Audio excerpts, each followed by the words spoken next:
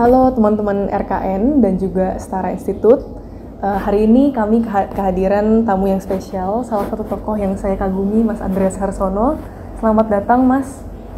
Terima kasih untuk telah berkenan hadir. Kali ini Mas Andreas akan sharing tentang buku yang beliau tulis, ya, Race, Islam and Power: Ethnic and Religious Violence in Post-Suharto Indonesia.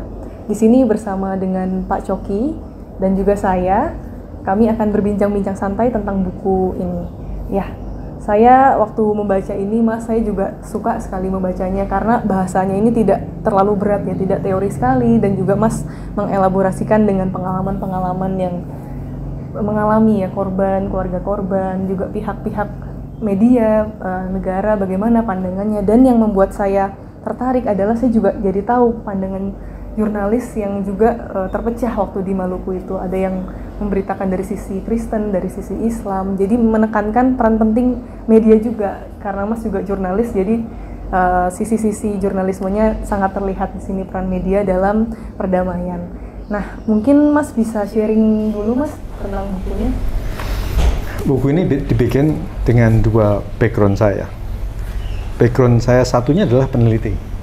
Jadi saya biasa menulis buku-buku kayak gini, laporan-laporan Human Rights Watch. Ini buku-buku yang banyak footnote-nya, ya, yang seperti Setara Institute juga bikin. Nah, buku-buku kayak gini ini lebih jarang dibaca orang. Nah, sementara background saya yang satunya, saya adalah seorang wartawan yang bisa menulis, menurut beberapa orang, bisa menulis dengan menarik. Menulis dengan naratif. Jadi ide saya adalah saya mau menulis sebuah buku yang mudah dibaca, tetapi mencoba menggambarkan kekerasan atas nama suku dan agama 5-6 tahun setelah 10 tahun lebih jatuhnya Presiden Soeharto. Jadi ada gabungan antara data, antara riset yang kuat, tetapi juga narasi yang lancar, yang menarik. Nah, tantangan membuat buku begini ini adalah timeline-nya apa? Timeline-nya apa? Karena buku ini ada peristiwa yang terjadi 10 tahun lalu, ada yang terjadi 100 tahun lalu, ada yang terjadi tahun 45, ada yang terjadi tahun 78, dan seterusnya. Timeline yang berbeda-beda itu secara teknis memerlukan karakter yang bisa disambung. Itu kayak novel. Novel itu perlu ada tokoh utama, tokoh pembantu, dan seterusnya. Ini kan nggak ada. Karena satu di Aceh, Hasan di Tiro, satu T.S. Eluai di Papua, satu lagi Soekarno, sudah meninggal, ada lagi Gus Dur, ada Ahok, orang Madura, macam-macam. Nah, untuk itu saya memakai teknik dengan memasukkan satu karakter yang bisa mengikat semua kejadian dan semua tempat itu. Karakter itu saya sendiri.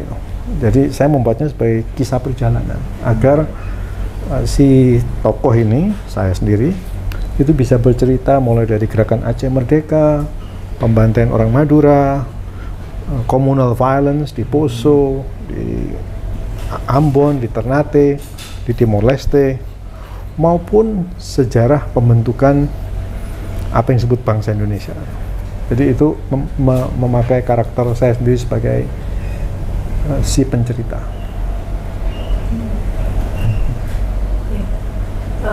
Kalau saya lihat dari buku Mas ini banyak pertanyaan-pertanyaan yang Mas sampaikan. Mungkin pertanyaan buat kita merenung juga makna tentang nasionalisme. Di satu sisi Mas juga mengungkapkan ya, nasionalisme kita merasa disatukan. Seperti konsep imagine communities-nya Benedict Anderson, kita nggak pernah ketemu sama kawan-kawan kita yang ada di Papua, yang jauh di sana, tapi kita merasa satu bangsa, satu saudara. Tapi di sisi lain ada kekerasan-kekerasan atas nama agama atau etnis, yang itu juga korbannya ya satu bangsa kita ini gitu. Jadi paradoks nasionalisme. Menurut Mas, bagaimana kita bisa memperjuangkan persatuan atau konsep nasionalisme yang sebenarnya itu seperti apa harusnya, Mas? Sederhana sekali. Kita harus membuat semua warga negara Indonesia ini setara. Nama kalian Setara Institute. Setara itu maksudnya tidak pandang bulu, tidak pandang warna kulit, tidak pandang jenis kelamin, orientasi seksual, mau orang Jawa kah, orang Jawa di Aceh, mau orang Madura di Kalimantan, mau orang gay di Minahasa, mau perempuan, mau orang kulit keriting, orang kulit hitam, itu semua setara. Nah, kalau itu dijaga terus, ya proses menjadi Indonesia itu akan terjaga lebih baik. Tapi begitu itu didiskriminasi, proses menjadi Indonesia itu digerogoti. Dan kalau kita bandingkan dengan nasionalisme di Eropa, Polandia, Jerman, dan seterusnya, Indonesia ini masih nggak ada apa-apanya. Masih berapa ya, 70 tahun, 100 tahun itu nothing gitu. Jadi dengan mudah masih bisa pecah. Nah, sekaligus saya mengingatkan bahwa apa yang disebut Indonesia itu dibentuk oleh kolonialisme Eropa, bukan karena kita sendiri, tapi karena perjanjian di London, di mana antara Belanda dengan Inggris, Portugis dengan Spanyol, nah, termasuk bagaimana Hindia Belanda itu tanda petik menaklukkan 430 kerajaan, lantas dijadikan satu administrasi. Kayak Traktat London. Perjanjian London itu mengatakan Selat Malaka dibagi antara Inggris dengan Belanda. Nah, karena Selat Malaka itu penting, yang sebelah utara milik Inggris, sekarang jadi Malaysia, Singapura, Brunei, yang selatan milik Belanda. Nah, ada daerah Inggris di bagian selatan, Bengkulu. Nah, oleh Inggris diberikan ke Belanda, sehingga Bengkulu jadi milik Belanda, tetapi Singapura jadi milik Inggris. Nah, ada satu lagi pulau namanya Pulau Aru, itu dulu milik Inggris di dekat Ambon situ. Karena Traktat London itu ditukar dengan sebuah pulau milik Belanda di Amerika Serikat, namanya Manhattan di New York. Sehingga Manhattan dari New Amsterdam menjadi milik Inggris dan belakangan jadi Amerika Serikat. Itu semua dibentuk oleh perjanjian-perjanjian internasional. Jadi Hindia Belanda itu dibentuk oleh perjanjian internasional oleh negara-negara Eropa. Dan ketika tahun 45 deklarasi merdeka, lantas 49 diserahkan ke apa yang disebut Indonesia, ya kita hanya perpanjangan dari perjanjian-perjanjian internasional. Bukan karena ada kehendak di dalam negara ini sendiri buat hidup satu negara, buat hidup satu bangsa, bukan. Bagaimana dengan tokoh-tokoh mungkin founding fathers kita, yang tokoh-tokoh intelek yang menggemakan waktu itu persatuan? Ya, kita kan nggak bisa mengingkari perjanjian itu. Jadi yang dilakukan oleh Syahrir, Hatta, Soekarno, dan lain-lain, ya hanya saya hari ini, ya kita lanjutkan saja. Kita nggak perlu harus saling membunuh, saling mendiskriminasi. Hasan Ditiro dari Aceh pada tahun 76 membuat deklarasi bangsa Aceh. Dia bilang tidak ada bangsa Indonesia itu hanya buatan Eropa. Betul. Yang dia bilang yang ada adalah bangsa Jawa. Bangsa Jawa itu sebagai nation state menurut dia jauh lebih matang daripada yang lain-lain di luar Jawa. Nah, bangsa Jawa ini menurut dia tidak bisa hidup tanpa Sumatera, Kalimantan, dan lain-lain karena terlalu padat dan banyak orang miskin. Sehingga menurut dia, boleh setuju boleh enggak, bangsa Indonesia adalah nama samaran bangsa Jawa. Jadi ini meneruskan kolonialisme Hindia Belanda.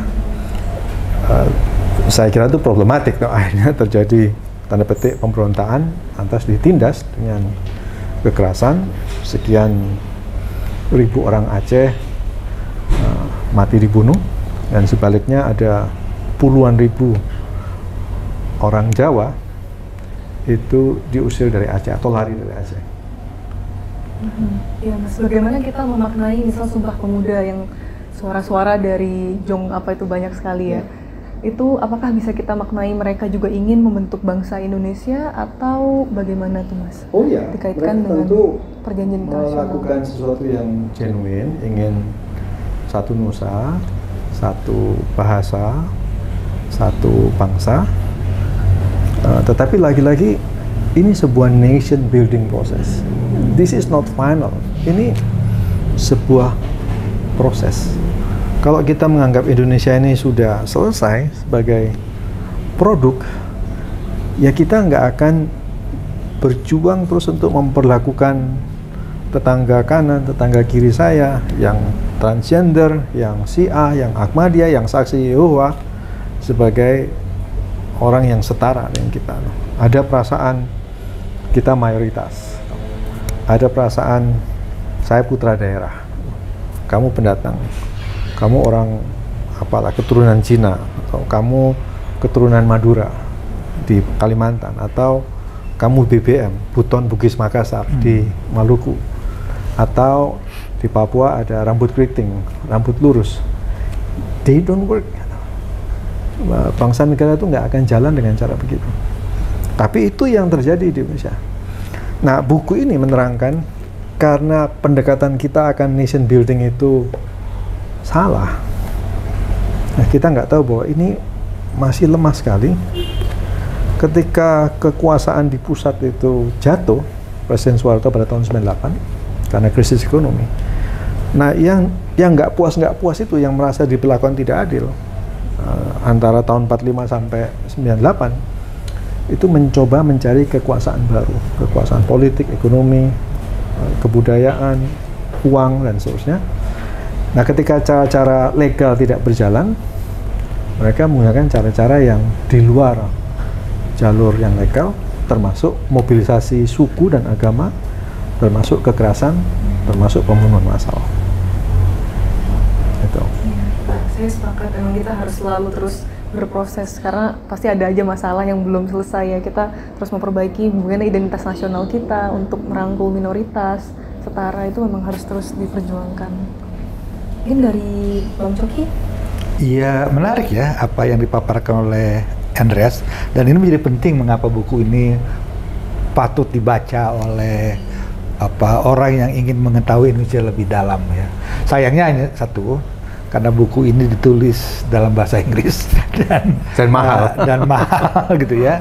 Tapi seharusnya sih saya nggak tahu apakah ada nanti penerbit Indonesia yang tertarik untuk menerjemahkan, dan seharusnya ada gitu ya. Saya nggak tahu apakah nanti penerbit besar seperti Gramedia atau beberapa penerbit alternatif di Jogja berminat ya.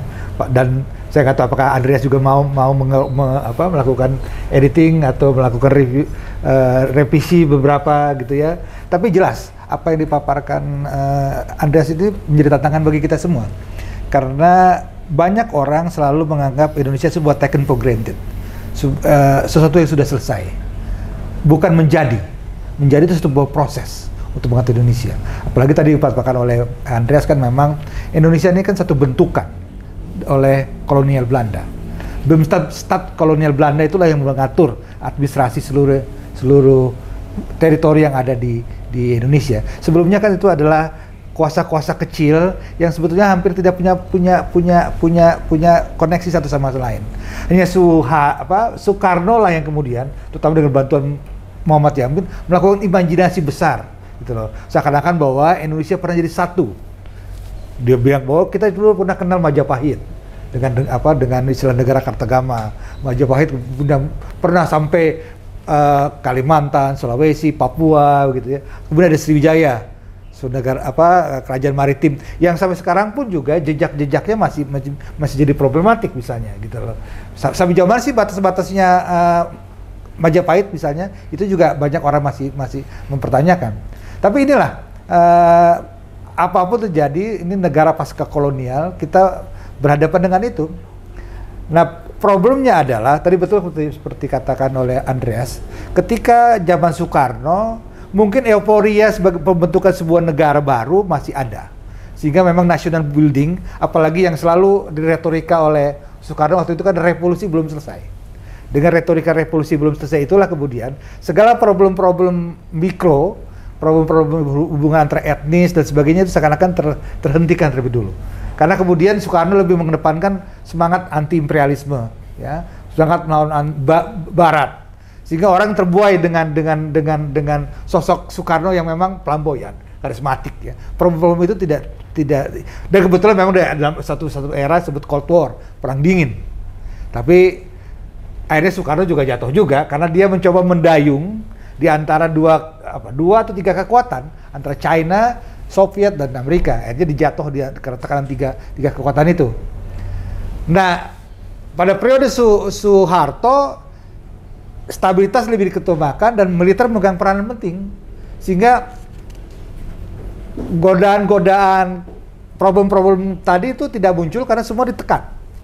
Apalagi Soeharto seperti dijelaskan oleh Benedict Anderson kan, bagi Soeharto itu meskipun jauh dari sentris, tapi kalau itu berpotensi untuk mengganggu, itu akan segera di pressure.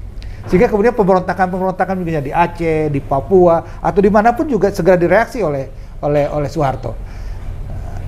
Nah, pasca Soeharto inilah menjadi kita bisa melihat bagaimana banyak gejolak seperti yang dipaparkan oleh buku Andreas ini, ya kan? Kita lihat kan konflik di Riau. Seperti di Riau kan sempat ada tuntutan untuk merdeka misalnya Riau waktu itu kan. Kemudian Aceh tentu saja kita tahu semua bagaimana Aceh, apalagi dan sebagainya kan ANSL. Jadi Aceh National Sumatera Liberation Front, ya kan? Karena Aceh dulu menganggap bukan hanya Aceh yang harus merdeka, Sumatera juga harus merdeka. Itu kan slogannya Hasan Ditiro. Kemudian bagaimana konflik di Kalimantan, konflik di Maluku, konflik di Papua. Dan orang membayangkan waktu dulu kita pernah dengar kan waktu habis Soeharto itu, ini apakah mungkin Indonesia akan mengalami balkanisasi? Persis seperti Soviet runtuh, kemudian pecah menjadi beberapa negara. Apakah Indonesia akan seperti itu? Tetapi sejarah memperlihatkan bahwa kita mempunyai ketahanan sendiri. Apa pertahanan itu? Mungkin Andreas juga bisa elaborasi. Tapi sejauh ini kita bisa melihat bahwa masih ada muncul ketegangan-ketegangan ya. Ketegangan terutama masalah agama misalnya. Etnis mungkin saja di kemudian hari. Tadi betul seperti Andreas bilang bahwa bagi banyak pihak merasa murni Jawa sentris. Tapi di pihak lain, saya juga merasa yakin bahwa kalau Jawa ini tidak tersebar ke seluruh pelosok Indonesia, mungkin efeknya besar. Apa sebabnya? Karena ketika orang Jawa tuh mengalami transmigrasi ketika pemerintah kolonial Belanda untuk kepentingan ekonomi perkebunan dan melakukan program transmigrasi, itu kan menyebarkan orang Jawa ke Kalimantan, Sulawesi, bahkan ke Papua juga waktu itu kan untuk. Tapi itu juga kemudian orang Jawa memegang peranan penting untuk kemudian secara perlahan-lahan merajut kebinekaan kita. Dan yang selalu juga perlu menjadi perhatian adalah bahwa kenapa bahasa Melayu yang menjadi perekat kita. Tapi kenapa kemudian orang Melayu yang sebetulnya adalah etnis kedua terbesar Indonesia, Sunda, yang kedua Sunda. Secara populasi ya, tapi secara pengaruh itu adalah etnis kedua yang terbesar, gitu loh. Karena orang Melayu itu tersebar di Sumatera, Kalimantan dan Sulawesi, gitu loh. Dan itu adalah etnis yang punya peranan cukup kuat. Dan sekarang ini pertarungan misalnya di Kalimantan itu kan pertarungan antara Melayu kemudian berinteraksi dengan agama, dengan melalui pendatang. Misalnya konflik di Sampit di Kalimantan itu kan antara Madura yang dianggap sebagai migran dengan orang Dayak misalnya, itu kan muncul semacam itu. Dan tidak ada jaminan bahwa itu tidak akan terulang lagi karena selalu penyelesaiannya adalah instan. Ya. Setelah reda selesai. Seperti juga konflik-konflik di Papua nih kan, yang paling penting bagi pemerintah ini kan ketika tidak ada gejolak lebih jauh selesai. Mereka tidak ingin memahami. Tidak dicari kebenarannya apa. Apa akar sebetulnya. Kemudian apa untuk mencegah konflik itu berikutnya, gitu loh. Jadi ini yang saya bilang bahwa buku Andreas ini menjadi penting, terutama bagi pengambil keputusan untuk lebih memahami gitu. Apalagi sekarang ini era otonomi daerah, era otonomi daerah di mana kemudian daerah sekarang muncul kekuatan-kekuatan ekonomi baru, ya. Mode of production sekarang kan bergeser, bukan lagi di Jawa, gitu kan. Sudah pindah ke luar Jawa. Uang yang tadinya pada zaman Soeharto 70% beredar di Jakarta, sekarang sudah berkurang. Mungkin di Jakarta sekarang uang yang beredar hanya sekitar 50% gitu loh. Tapi dengan dunia digital di mana kemudian nanti tidak lagi uang kertas yang memegang, itu akan tersebar secara merata gitu loh. Ini kan kita sedang mengalami perubahan perubahan struktur masyarakat karena peranan di ekonomi digital gitu loh, peranan kapitalisme digital ini akan berubah landscape sosial ekonomi kita dalam 5 sampai 10 tahun ke depan.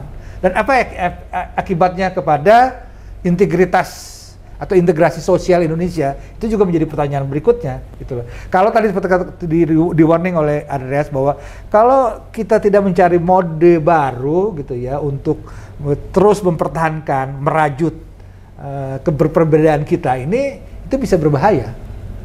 Apalagi tadi peran penetrasi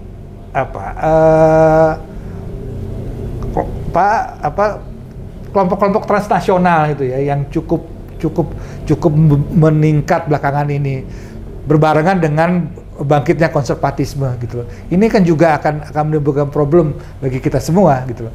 Tantangan Indonesia kan ancamannya adalah bahwa satu, rise of conservatism, kelompok-kelompok transnasional, kemudian oligarki, ketiga adalah otoritarianisme tersembunyi dengan mengedepankan militer. Jadi jangan lupa bahwa militer ini juga bisa berpotensi untuk kembali dalam bentuk yang berbeda gitu loh. Mungkin dia tidak akan seperti zaman Soeharto, tapi bisa muncul dengan model yang baik, dengan yang lain. Ini kan kita lihat sekarang militer sekarang seakan-akan dianggap sebagai savior ya. Orang melihat bahwa, dan orang sekarang udah lupa bahwa sekarang militer dianggap sebagai sekarang adalah instansi yang paling kredibel sekarang itu agak repot tuh.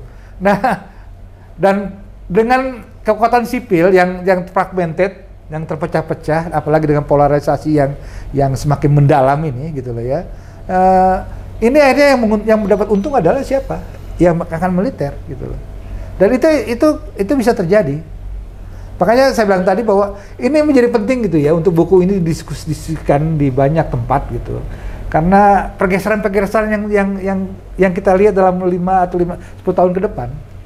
Apalagi kalau kemudian misalnya proyek Jokowi ini ya yang ingin memindahkan ibu kota dari Jakarta ke Kalimantan di tengah sentral gitu loh.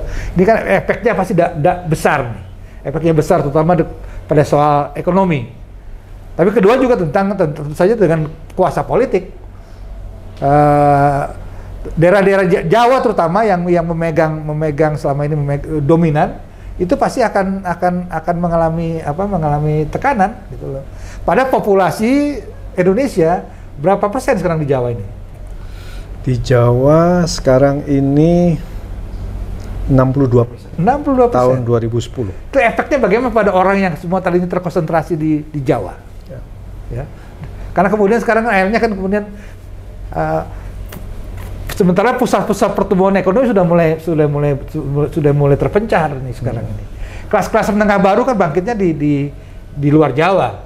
Studi-studi ekonomi menunjukkan kelas menengah baru kan muncul di Jawa, di luar Jawa kan gitu loh. Jadi ini pergeseran ini akan menimbulkan konflik-konflik baru gitu loh. Dan kalau tidak diantisipasi, tidak dicarikan sebuah mekanisme untuk solve-nya, ini konflik-konflik dalam bentuk yang mudah-mudahan tidak besar, tapi konflik-konflik akan terjadi gitu loh. Jadi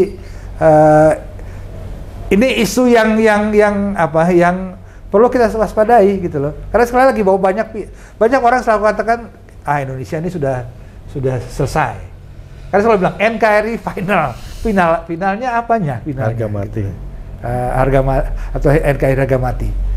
Betul, mungkin pilihan-pilihan kita tertentu misalnya tentang Pancasila sebagai dasar negara itu masih relevan misalnya. Tapi dalam banyak hal kan juga kita harus melakukan reevaluasi gitu. Jadi perjalanan Indonesia tidak gampang gitu sebagai sebuah nation terus berproses. Dan disinilah kita sekarang ini. Terutama juga mungkin teman-teman generasi muda gitu ya yang perlu dirangsang untuk berpikir lebih jauh. Jadi kemana nih Indonesia nih? akan kemana Indonesia nih? Karena perubahan-perubahan besar sedang terjadi. Apalagi kalau nanti metaverse itu ya, Anda tahu kan metaverse ya kan sekarang itu efeknya luar biasa tuh nanti kepada apa kehidupan masyarakat kita gitu. Siapa kita? Dan apa akibatnya bagi Indonesia? Saya nggak bisa bayangkan karena saya generasi tua yang tidak yang mungkin tidak bisa terlalu bisa memahami, tapi kayak Syera atau teman-teman muda yang mendengarkan perbincangan ini harusnya menjadi bahan refleksi dan mencoba mencari itunya. Itu mungkin sebagai pengantarnya ya. Di buku ini ada beberapa kesimpulan yang saya temukan ya. Satu, krisis di Indonesia itu tidak akan meledak bila tidak ada krisis ekonomi tahun 97-98. Karena nilai rupiah waktu itu tertekan sampai waktu itu dari 2.300 per dolar menjadi 16.000 rupiah per dolar, bahkan 23.000 rupiah per dolar ketika Habibie dipilih sebagai calon wakil presiden. Nah, krisis ini dari krisis ekonomi, barang-barang mulai habis menjadi krisis politik. Kenapa? Karena orang bilang ini pemimpin kami nggak becus. Nah, jadi krisis politik menjadi krisis sosial karena nggak ada cara untuk mengganti pemimpin. Bukan hanya presiden, waktu itu Presiden Soeharto, tapi juga gubernur, bupati, banyak ketidaksukaan. Kayak di Pulau Halmahera, ketidaksukaan terhadap gubernur waktu itu yang memindahkan orang-orang Makian dari Pulau Makian ke sebuah kecamatan di Pulau Halmahera. Nah, krisis sosial tidak bisa diatasi, akhirnya meledak jadi kekerasan. Jadi yang harus kita hati-hati, satu, bila ada krisis global. Setiap kali ada krisis global, tahun 98, tahun 65, tahun 45, Perang Dunia Kedua berakhir, itu pola pengaturan kekuasaan di Indonesia akan bergeser semua. Yang kedua, bila kita perhatikan, setiap kekerasan besar di Indonesia itu dimulai dengan hoax. Kayak di Maluku Utara, itu ditemukan sebuah selebaran surat, katanya surat dari ketua Sinode GPN, Gereja Protestan Maluku, tentang kristenisasi Maluku Utara.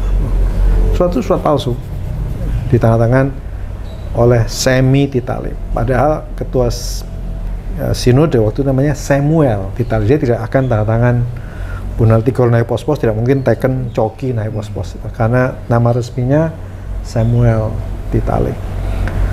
Nah, maksud saya adalah bila hoax itu merajalela, kekerasan lebih mungkin dimunculkan, karena kebencian bisa lebih mudah dimunculkan. Bagaimana mengatasi hoax, apalagi waktu itu belum ada internet, sekarang sudah ada internet. Cara mengatasinya bukan orang di penjara, ya sekarang dengan ITE, tapi memberikan jurnalisme yang bermutu. Nah, kalau jurnalisme itu bermutu, dia bisa ngembosin kabar bohong, hoax, kebencian, siar-siar kebencian. Nah, sekarang yang terjadi di Indonesia kan orang menyebarkan kabar bohong ditangkap, orang dianggap memfitnah ditangkap. Nah, menurut saya itu pendekatan yang keliru. Orang kalau berbohong, ya diatasi dengan informasi yang benar, bukan ditangkap orangnya. Nah, tapi kalau ada kebebasan pers, kan tentu banyak yang ngawur. Wartawan yang ngawur kan banyak sekali. Di sini saya menyebutkan bagaimana Dahlan Iskan itu membuat kesalahan yang besar di Maluku, sampai bukan memberikan jurnalisme yang bermutu, tetapi memisah surat kabar berdasarkan agama. Kalau ada kebebasan pers, tentu banyak orang kayak Dahlan Iskan begini, ya, maupun teman-temannya, banyak sekali di Jawa Pos. Yang harus dilakukan adalah bukan membungkam pers, tetapi bila ada pers yang tidak bermutu, ya dilaporkan ke Dewan Pers. Tapi bila pers itu dibungkam, jurnalisme dibungkam, yang ada hanyalah jurnalisme yang buruk. Bila pers dibuka, jurnalisme yang buruk itu akan selalu ada. Tetapi kan ada cara buat mengembangkan jurnalisme yang bermutu. Dan jurnalisme yang bermutu itu penting buat melawan hoax, kabar bohong, dan tentu kekerasan. Jadi ada macam-macam hal bisa dipelajari dari tahun 97, 98, 99, kebencian terhadap orang Madura di Kalimantan, kebencian terhadap BBM, Buton Bugis Makassar di Ambon, atau orang Tionghoa di cukup banyak tempat di Jawa, di Sumatera. Itu harusnya di atas. Tapi selalu kok patternnya kan bahwa perubahan di Indonesia ini selalu muncul karena faktor internasional. Betul. Jadi kalau kita lihat misalnya 45, Betul. ya, kenapa kemudian ada ruang bagi Indonesia untuk memproklamirkan kemerdekaan? Karena Ada vakum. ada vakum kekuasaan, karena Jepang kalah, ya, karena dibom oleh sekutu, ada perjanjian gitu kan di kapal perang, sementara Belanda sudah hengkang, jadi ada vakum of power di situ, Ya. gitu loh. Ketika Belanda mau kembali dengan nama sekutu, tapi Indonesia sudah jauh lebih siap masyarakatnya, gitu loh. Jadi, dan kemudian ya kita tahulah bagaimana peran diplomasi dan perang gerilya kita kemudian akhirnya mempertahankan kemerdekaan. Tetapi proses Indonesia juga pada saat itu juga tidak selesai, dan kita selalu instan. Sebagai contoh misalnya perdebatan tentang Pancasila, kan hanya ditutup kemudian. Kita sementara setuju, meskipun kemudian memang ada beberapa pihak dari negara Indonesia Timur mendekati Hatta, dan kemudian beberapa pihak dari kelompok Islam mengerti gitu tuntutan itu. Akhirnya demi persatuan Indonesia yang lebih besar, gitu lah, kita sepakat untuk sementara menghilangkan 7 kata dan Dari Piagam Jakarta. Dari Piagam Jakarta. Tapi kemudian di kemudian hari kita akan kembali mendiskusikan hal itu. Itulah sebabnya kemudian kenapa ada sidang konstituante kan untuk diskusikan. Tapi itu kembali diinterap lagi karena waktu itu kan belum selesai perdebatan itu. Dan memang tidak, kekuatannya memang tidak terlihat bahwa tidak ada yang dominan sebetulnya, gitu lah. Tapi kan kemudian Soekarno mendekrit 1959, gitu lah, dengan dukungan militer. Gitu. Akhirnya militer mengambil alih pada saat itu. Selalu itu pola pemecahannya begitu. Pola pemecahannya sebetulnya selalu instan. Gitu. Jadi itu juga menjadi penting bagi catatan kita. Tapi sekali lagi bahwa tadi benar kata Andreas bahwa krisis ekonomi dan pengaruh eksternal itu internasional itu sangat penting. Nah, seperti sekarang ini pandemi ini mungkin tidak terlalu dalam ya, tidak terlalu dalam. Saya nggak tahu juga, mungkin ahli ekonomi yang bisa menjelaskan bagaimana tekanan ini terhadap ekonomi Indonesia gitu ya, terhadap sosio ekonomi, terhadap masyarakat Indonesia. Karena kita juga belum melihat kapan nih sebetulnya pandemi ini kita betul-betul bisa keluar gitu loh. Sementara kan tekanannya tentu adalah utang Indonesia yang begitu besar gitu ya. Tapi sejauh ini kita bisa melihat bahwa Indonesia jauh lebih siap dari beberapa negara lain untuk mengatasi pandemi, dan juga mungkin untuk recovery ekonomi, saya nggak tahu. Tapi kan ini akan tergantung pada pemerintah baru nanti. Apa pilihan dari pemerintah baru nanti gitu loh. Ini kan kita nggak tahu nih 2024 seperti apa gitu loh ya. Dan ini efeknya tentu saja kepada nanti selalu problem ada relasi antara pusat dan daerah. Ini selalu muncul nih relasi pusat dan daerah. Apakah daerah merasa bahwa dia diberikan sampai batas-batas tertentu potensi untuk mengembangkan daerahnya? Kemudian apakah konfigurasi politik lokal itu bisa tercapai satu titik equilibrium?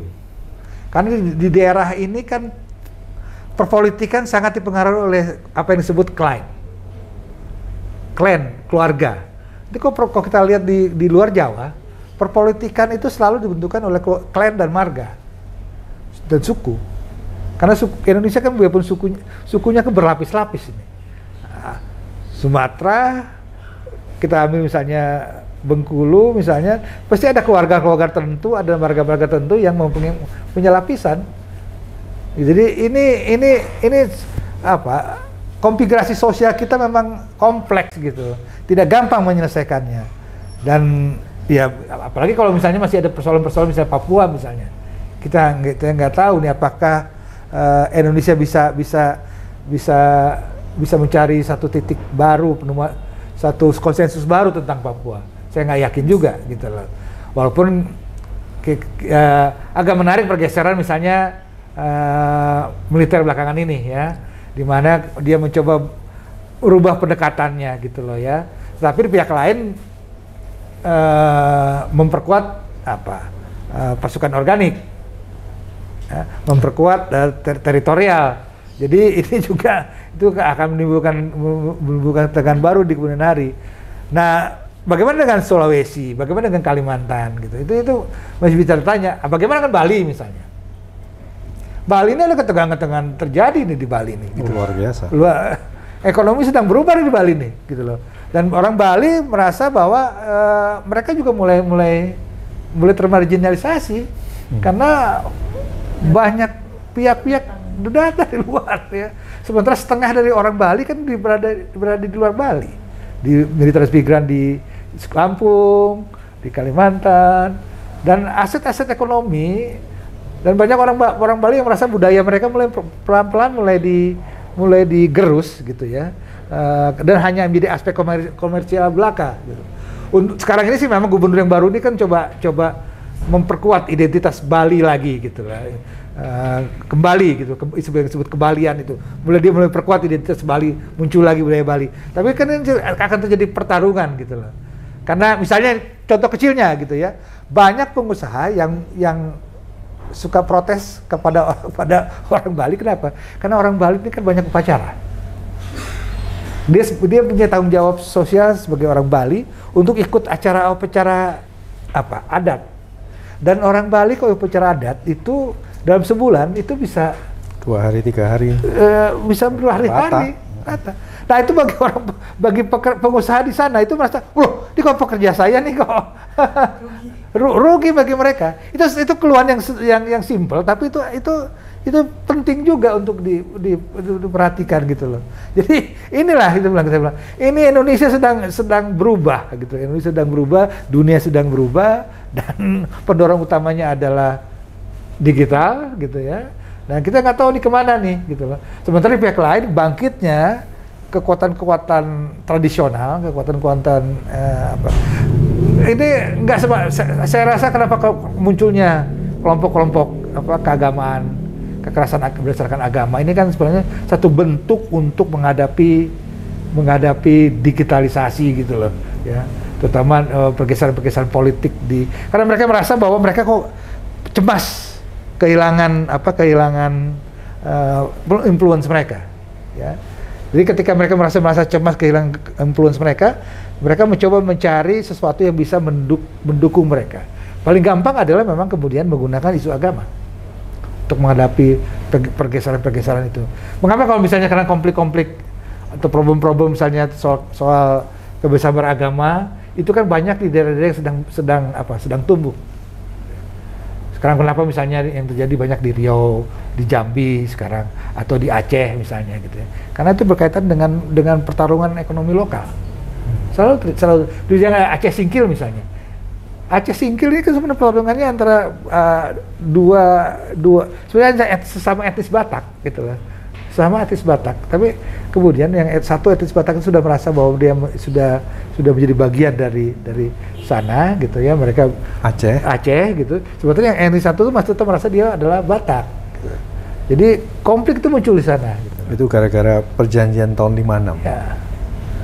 Di Riau juga gitu kan, karena sekarang ini kan banyak orang-orang Batak yang kemudian atau orang-orang non Riau yang mencari pendapatan kerja di sana gitu kan, kemudian mereka mendirikan gereja di sana, ya bersinggungan dengan orang lokal gitu loh.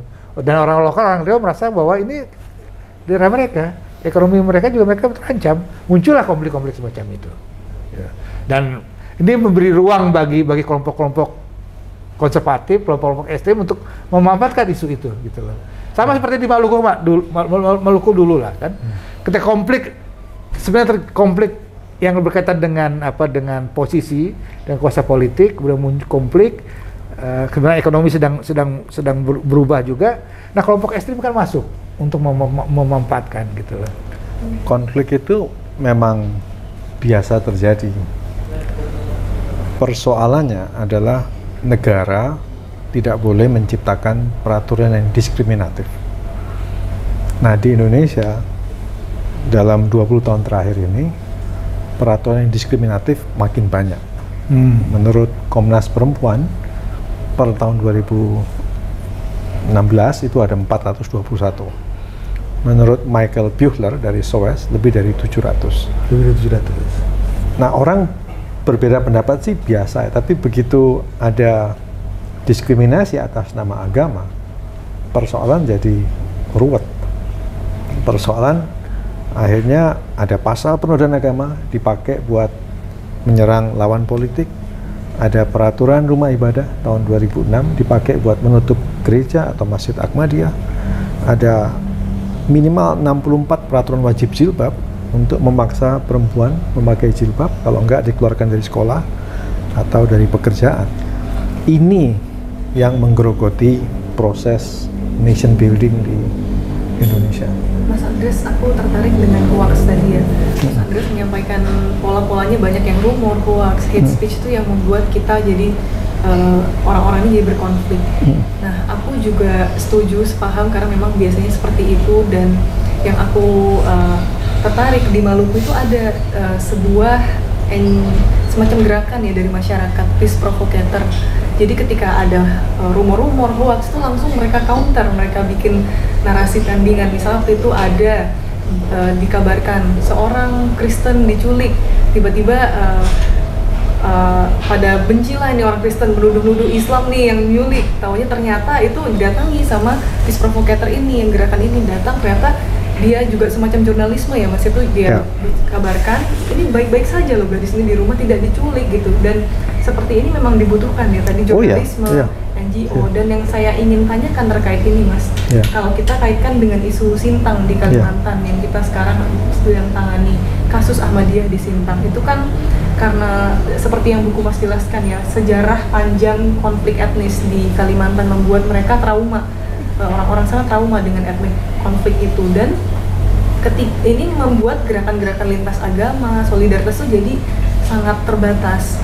Nah, saya sempat dengar pandangan Mas Andreas terkait ini, negara memang harus hadir, dan saya sangat setuju karena dijamin di konstitusi negara harus hadir. Tetapi untuk long term, saya rasa perlu juga keterlibatan NGO dan lintas iman yang grassroots ini untuk berdaya, untuk seperti yang di Maluku tadi, peace provocator, mereka bisa berdaya untuk itu. Nah, tapi kita masih punya tantangan ini Mas, ketakutan akan etnik konflik. Bagaimana menurut Mas untuk kita bisa mulai memberdayakan NGO dan gerakan grassroots di sana? Secara umum ada teori, nama teori ini Bowling Alone.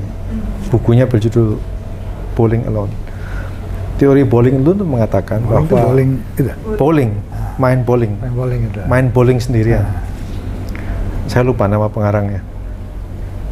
Dia mengatakan di Amerika Serikat makin padat masyarakat sipil di dalam suatu distrik atau suatu negara bagian, itu makin mudah menjaga civil liberties, hak asasi manusia lah, juga menjaga toleransi, menjaga kebebasan.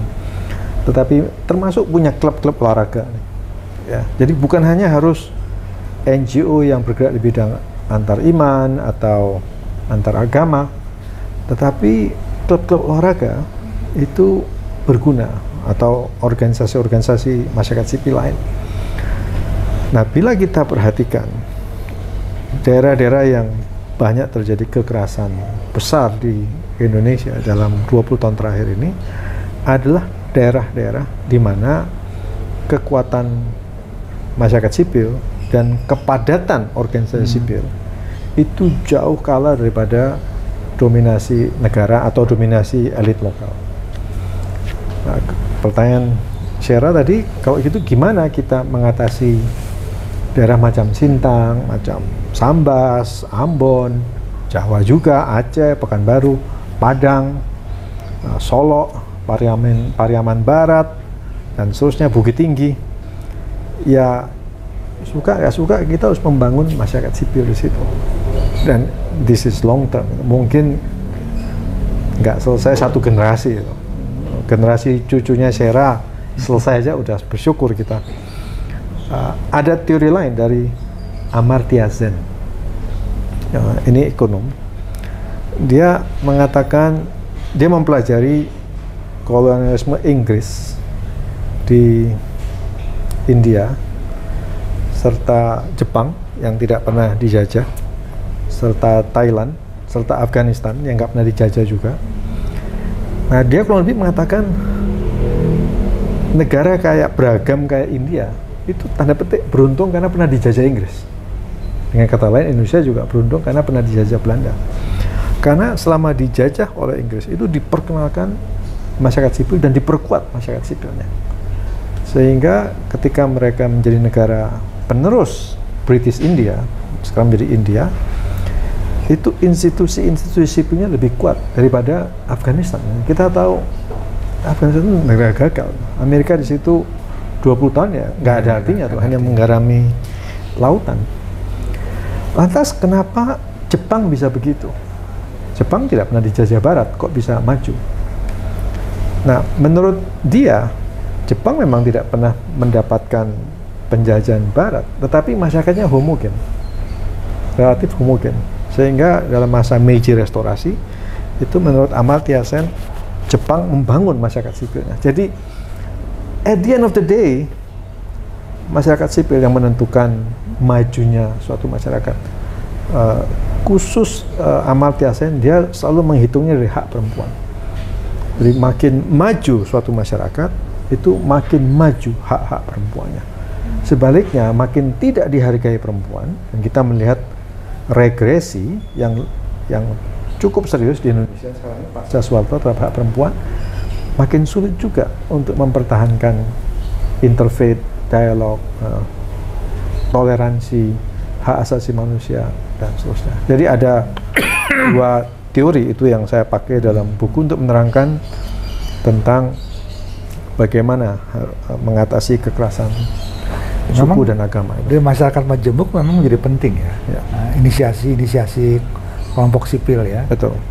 Apalagi kemudian menjadi penting untuk membangun sebuah konsensus, sebuah equilibrium di mana mereka pada titik tertentu kemudian bisa menyadari di mana posisi kelompok-kelompok ini gitu ya. Tetapi juga dalam dunia yang sedang berubah sekarang ini dengan peran digital, negara juga menjadi penting. Oh, sangat. Kalau dulu tahun 45 gitu ya, ketika kemudian dirumuskan Human Rights Charter itu ya, tahun 1947 gitu ya. Kemudian kan terlihat bahwa satu syaratnya yang utama adalah sedapat mungkin peran negara itu kemudian dibatasi. Ya. Itu sebabnya kenapa banyak konvensi, dalam misalnya konvensi HAM ya, sipil politik ya, kan negara itu sedapat mungkin tidak terlibat. Kan ada hak, ada negative right, ada positive right ya. Jadi negara hak bisa civil liberties bisa tercapai kalau negara tidak ikut campur gitu loh. Tapi sekarang ini paradigma sedang sudah mencari bentuk baru gitu loh.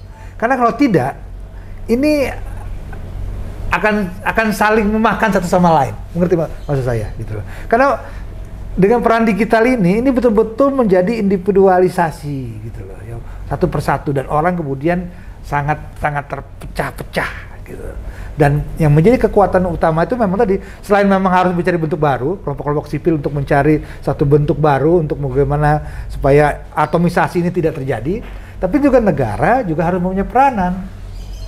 Jadi ini tadi saya bilang tadi bahwa ini kalau dari sudut sosiologi ini satu proyek besar gitu loh, satu studi besar yang ingin lihat ini kemana nih masyarakat bergerak, kemana masyarakat berubah ini, dan itu belum terlihat nih gitu loh.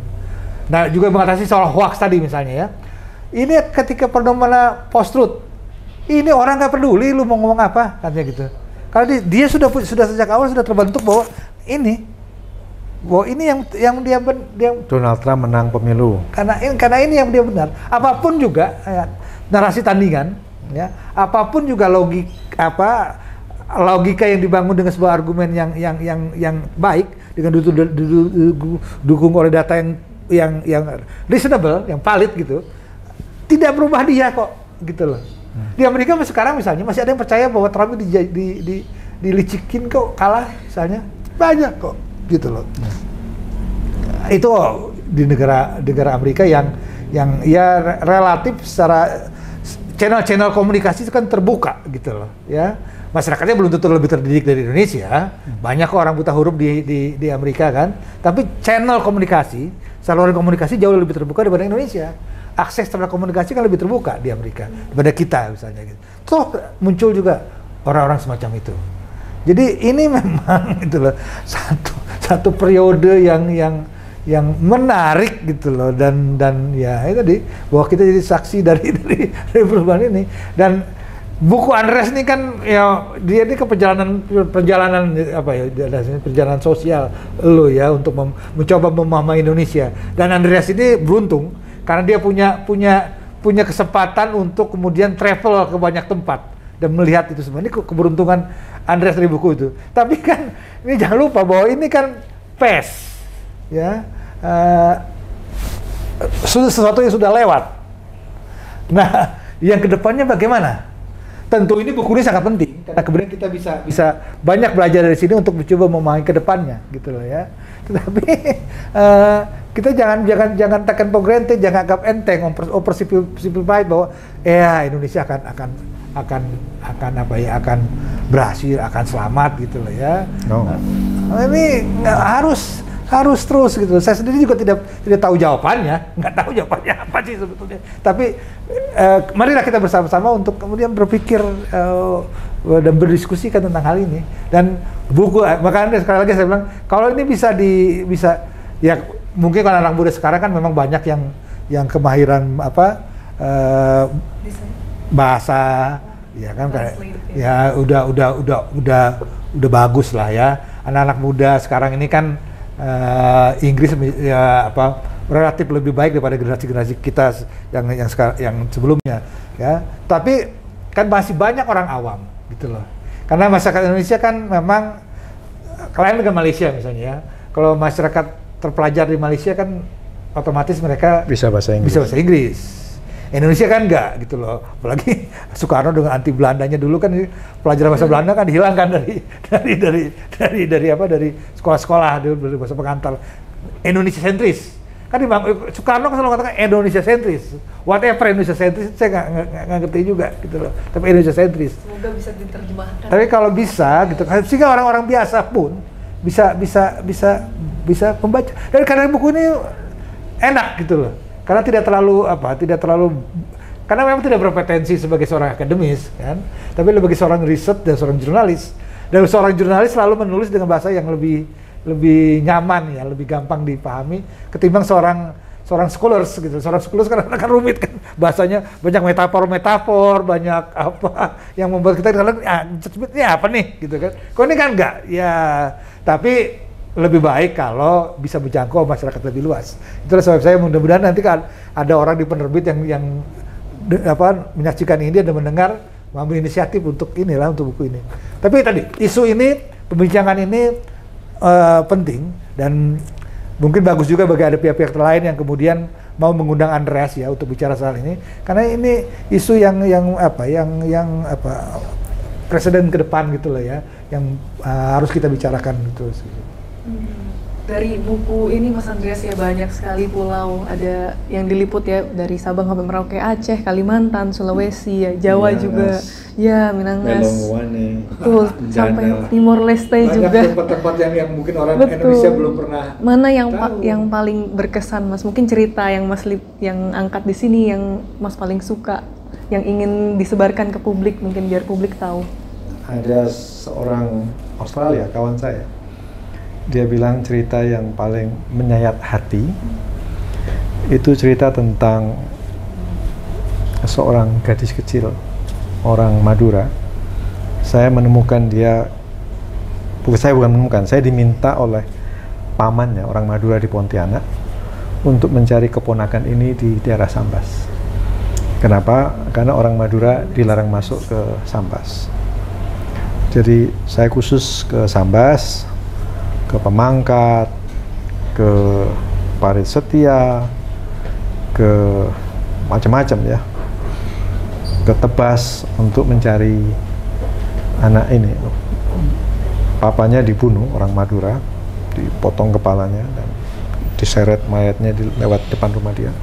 Ibunya semaput. Akhirnya saya ketemu anak itu. Dan sampai sekarang saya masih berhubungan sama anak ini.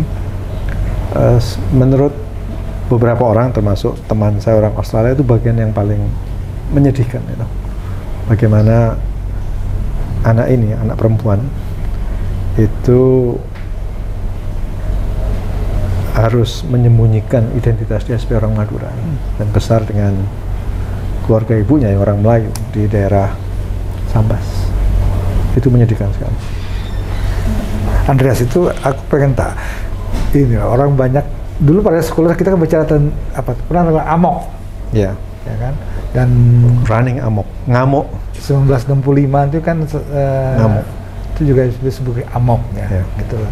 Dan Indonesia selalu berusaha untuk membenam memori kolektif itu ke dalam alam bawah sadar kita gitu loh. Tahu-tahu ngamuk. Tapi itu kemudian pada ya tadi kalau meledak itu efeknya luar biasa. Jadi kita kan selalu menganggap bahwa kita orang yang ramah, suka tersenyum, ya udara tropis, tutur katanya halus, sopan. Mungkin betul dalam sehari-hari ya kita selalu begitu. Tapi bagaimana bisa menjelaskan gitu loh rentetan kekerasan yang menimbulkan korban jiwa besar banyak ya. Dan bukannya 65 loh, 45 sebetulnya banyak terjadi. Oh iya. 45 banyak orang-orang yang disebut bukan non Indonesia gitu, yang disikat oleh orang kita juga gitu loh. Betul, banyak Chinese, Tionghoa, orang-orang Indo, orang-orang Minahasa, Ambon, yang dianggap apa? Anteknya kolonial waktu itu. Keluarga kerajaan itu. Amir Hamzah. Ya di revolusi sosial di Jawa juga ada ya, di 3 daerah itu yang di Tegal itu ya. Revolusi sosial di Sumatera itu kan banyak tuh mereka dengan tidak masuk akal kekerasan yang terjadi gitu loh. Dan sekali lagi bahwa tidak ada penyelesaian secara kita nggak belajar masa lalu dengan baik. Dan terjadi Timur kemudian ya Papua, yang tadi Kalimantan Sambas itu kan kemudian saya begitu aja. Atau di buku ini saya sebut yang juga jarang diketahui orang Indonesia, bagaimana ribuan orang Sangir Talaut lari ke Mindanao pada tahun 65 gara-gara dituduh PKI. Kenapa itu PKI? Mereka itu dibagiin arit waktu tahun 60-an itu buat mereka bertani atau nelayan gitu. Jala, karena menerima jala dan arit tuduh komunis, mereka lari ke Mindanao. Sampai sekarang masih di Mindanao, jadi stateless anak dan cucunya. Kita nggak tahu. Atau kayak orang-orang Madura yang sampai sekarang masih didiskriminasi. Orang Madura ini kan orang Nahdlatul Ulama. Orang NU itu kan memperingati haul ya, hari kematian orang-orang yang mereka cintai. Nah, bagaimana mau merayakan haul? Matinya kapan nggak tahu. Kalau mati, mayatnya di mana nggak tahu. Ya, saya pernah menemukan makam tanpa tanda, tapi yang gali kubur mengatakan ini semua nggak ada kepalanya. Nah, tentu orang Madura tahun 99 ya di Sambas. Bisa diidentifikasi berarti? Nggak boleh. Orang Madura yang mau mencari makam-makam itu dilarang. Sama halnya kita mau mencari makam 65 tidak bisa kan? Karena negara selalu berpendapat kalau itu diungkit, itu akan membuka luka lama, kemudian akan muncul sebuah konflik baru.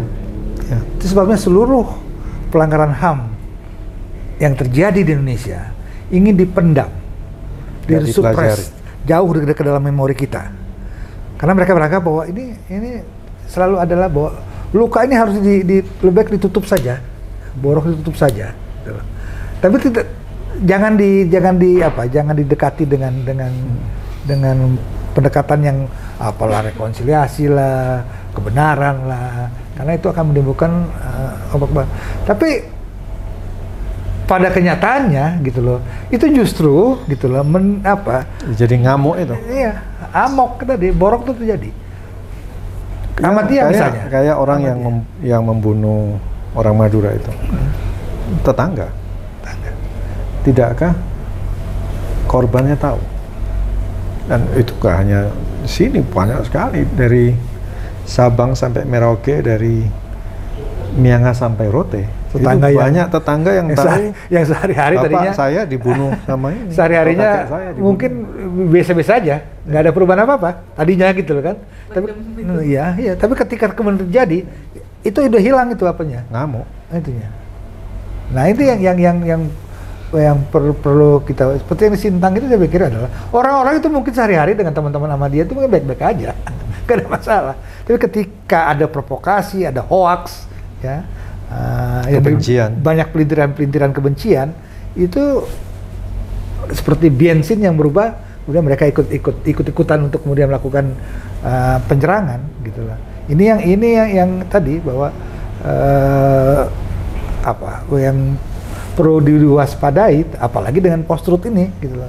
Memang betul kata Andreas tadi bahwa ada perlu jurnalis yang cerdas, ya, jurnalis yang memang kemudian memberikan ini ya jelas gitu. Tapi juga menjadi tantangan gitu, karena orang udah fenomena post-truth itu udah nggak peduli mau dikasih penjelasan apapun, berubah susah. Phil Kovacs itu menyebut kita ini sedang masa revolusi komunikasi.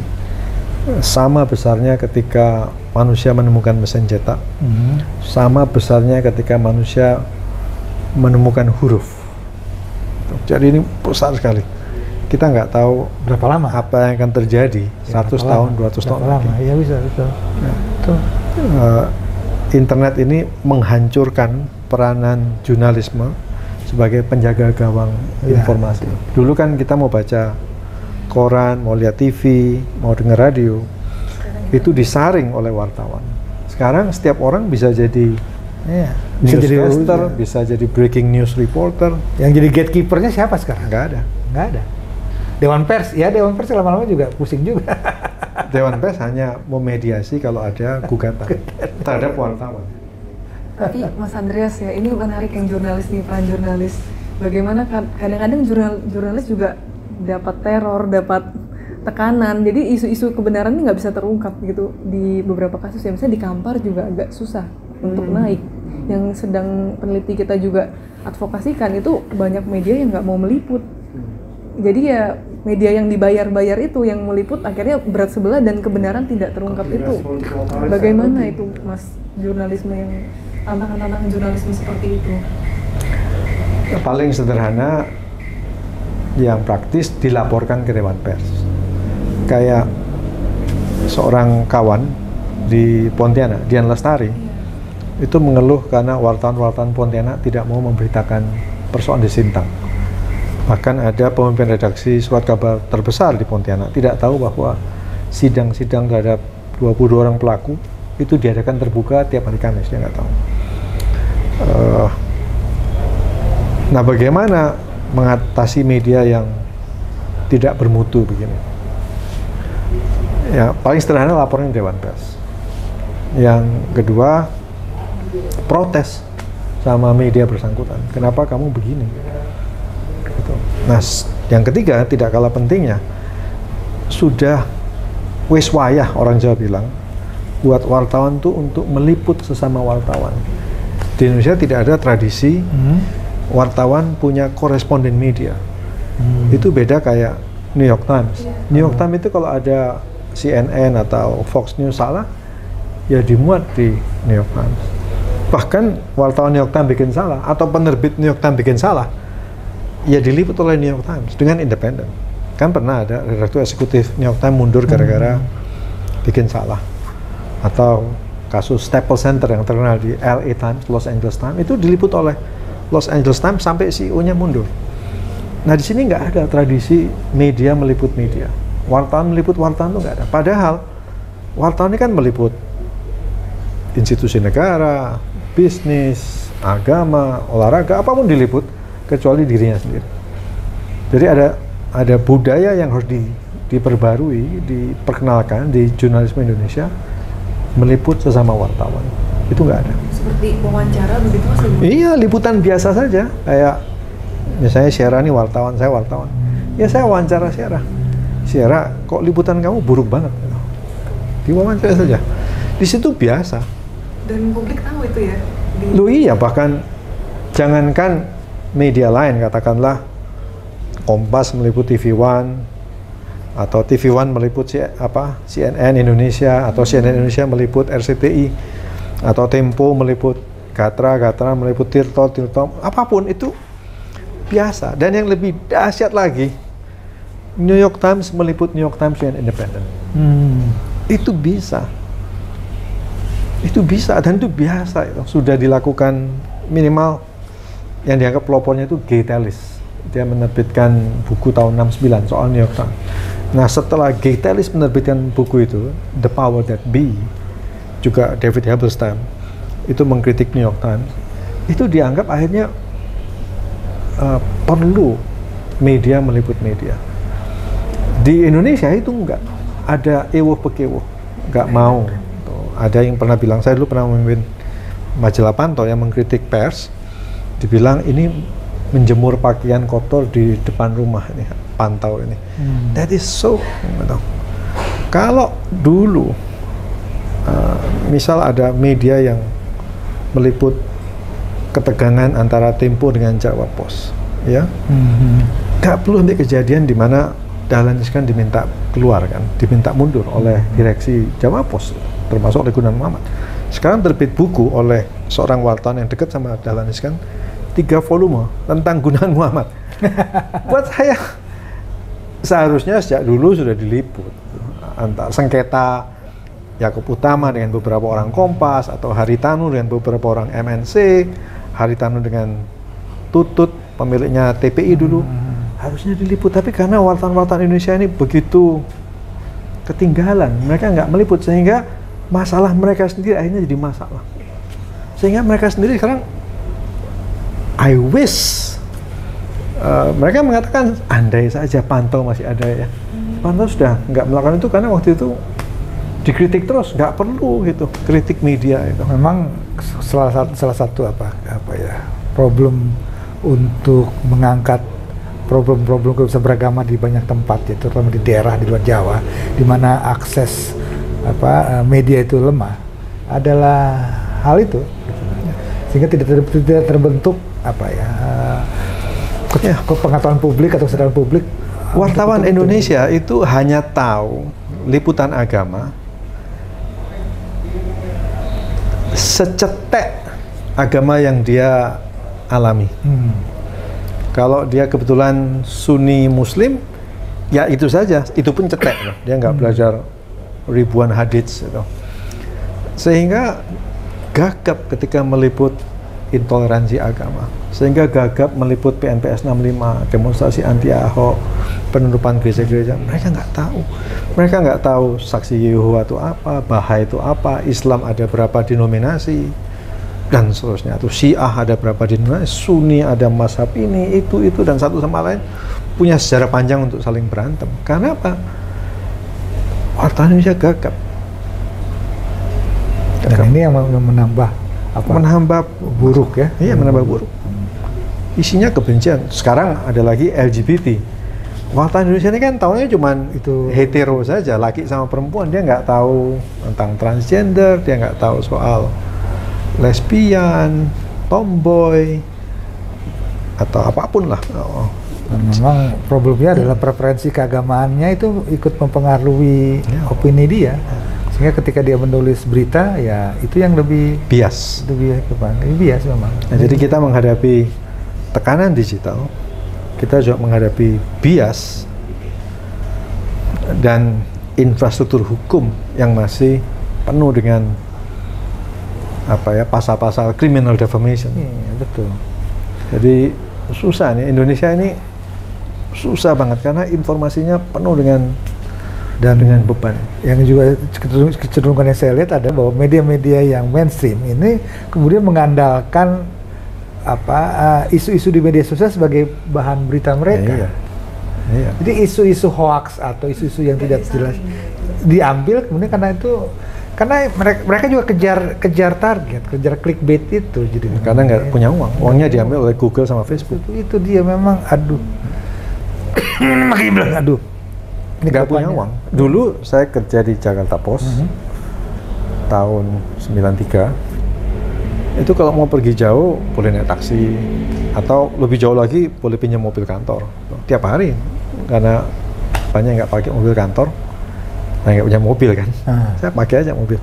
Sekarang nggak ada mobil kantor. Nggak ada mobil kantor. Di Jakarta Post bahkan nggak boleh naik taksi, harus naik ojek paling ganteng.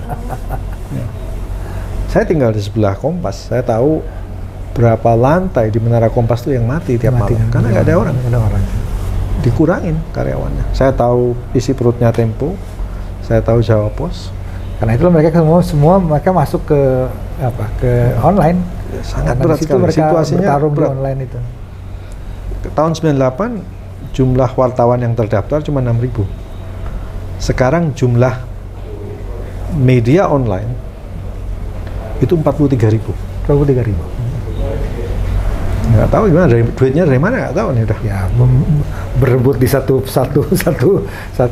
apa ya mengadakan Google AdSense itulah. Karena itu mengerikan melihat mutu jurnalismenya kayak gitu, medianya tertekan, diskriminasi makin banyak. Syarat-syarat yang muncul pada tahun 98 ini sudah bermunculan. Yang kurang cuman krisis global. Nah, kita nggak tahu soal Amerika dengan Tiongkok ini gimana, South China Sea gimana, Eropa dengan Rusia itu bagaimana, Ukraina. Kalau terjadi perang, kekerasan, saya kira Indonesia nggak siap tuh untuk tidak mengalami krisis besar lagi. Dan bisa tetap terelakkan, mungkin gitu ya, karena apa?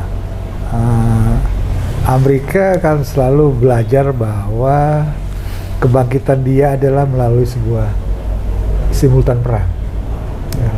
Ya apapun lah ya. Kalau sampai itu military industrial kompleks kan selalu begitu ya. Betul. Kalau sampai ribut dengan Beijing, Southeast Asia is the backyard. Taiwan. Ya, Taiwan. Titik utamanya Taiwan. Taiwan.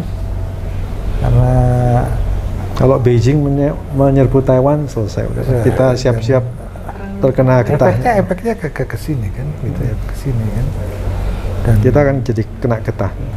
Ini emang berat ya. Kita jadi sini sekarang ini kan polarisasi antara Tiongkok dan Amerika ini kan mempengaruhi polarisasi politik juga di Indonesia kan. Pasti. Yang dianggap pro ini pro China, yang anggap pro ini pro Amerika gitu kan. Dia agak ini ya, semakin susah ya. Karena itu ada teori yang juga saya singgung di sini. Perubahan sosial di Indonesia yang dramatis itu hanya terjadi bila pintu sejarah terbuka. Dan pintu sejarah itu terbuka celakanya dengan krisis 98, 65, 45. Ya, betul. Jadi tahun 65 itu dari politik yang ada kirinya itu tiba-tiba menjadi ke kanan. Sweepnya ini berubah besar ya. Ya. Berubah besar ya. 98 juga begitu. Berubah menjadi makin kanan lagi Indonesia ini. Nah, kalau kita mau belajar dari masa lalu, ya siapkan diri untuk menunggu pintu sejarah terbuka sehingga menjadi lebih baik lah, lebih menghargai hak asasi manusia, demokrasi dan seterusnya. Dan krisis besar ekonomi mungkin bisa di depan mata nih dalam waktu kita nggak tahu berapa ya. Kalau Indonesia ingin menjadi jamak jaya apa, ini kan ada sekarang banyak orang ingin menjadikan 2045 100 tahun Indonesia sebagai masa jaya atau titik kemasannya Indonesia gitu loh ya. Apalagi kemudian beberapa studi memperlihatkan bahwa Indonesia bisa menjadi negara yang 10 besar di 2045 ini gitu ya. Tapi kan itu kan kalau tidak terjadi sesuatu yang di luar perkiraan gitu ya. Itu dalam pada artinya perubahan itu jalan semut, tidak ada goncangan. Tapi kan di mana sih sebuah negara tidak mengalami goncangan gitu kan? Karena kita tidak pernah tahu kan goncangan itu muncul dari mana gitu. Nah, ya kalau krisis terjadi ya pertanyaannya apakah kita mampu? Sementara tadi bahwa ya harus kita akui bahwa ekonomi Indonesia tidak sekuat beberapa negara lainnya. Ya, mungkin kita masuk ke closing remarks ya. Kalau dari saya yang paling berkesan adalah tadi bagaimana kita selalu berproses sesuai Mas Andreas dan Bang Coki tadi menyampaikan ya. Kita konsep negara bangsa kita itu masih berproses. Begitu juga dengan perdamaian. Kita selalu berproses, tidak bisa cepat puas dengan kondisi yang ada saat ini ya. Terus memperbaiki supaya negara kita benar-benar bisa memberikan hak-hak semua, menjamin hak-hak seluruh warga negara termasuk minoritas. Kalau dari Mas Andreas mungkin dan Bang Coki mungkin kita memberikan closing remarks masing-masing. Ya, tadi selalu ditekankan pembicaraan kita bahwa Indonesia itu bukan sesuatu yang taken for granted gitu ya. Ada proses perkembangan yang melalui goncangan-goncangan kecil dan goncangan-goncangan besar.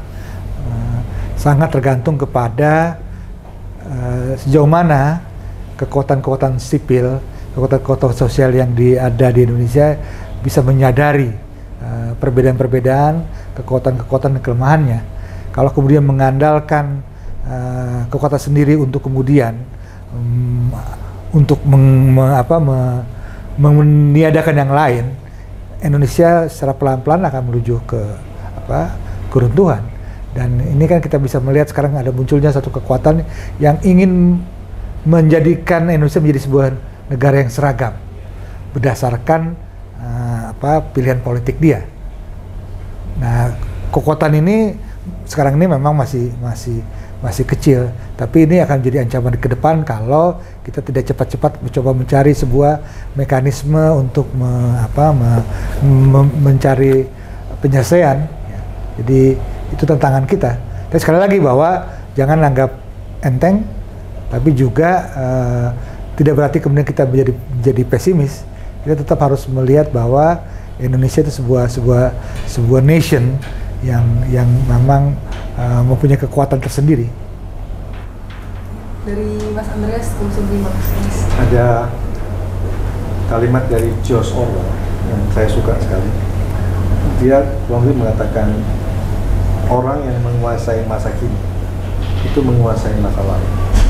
Tapi orang yang belajar tentang masa lalu akan bisa mengatur masa depan. Nah, itu buat saya belajar tentang pembunuhan atas nama suku dan agama di Indonesia itu penting buat kita bisa memiliki masa depan yang lebih baik. Terima kasih banyak. Sama-sama Des, bagus. Ya. Terima kasih. Terima kasih semua.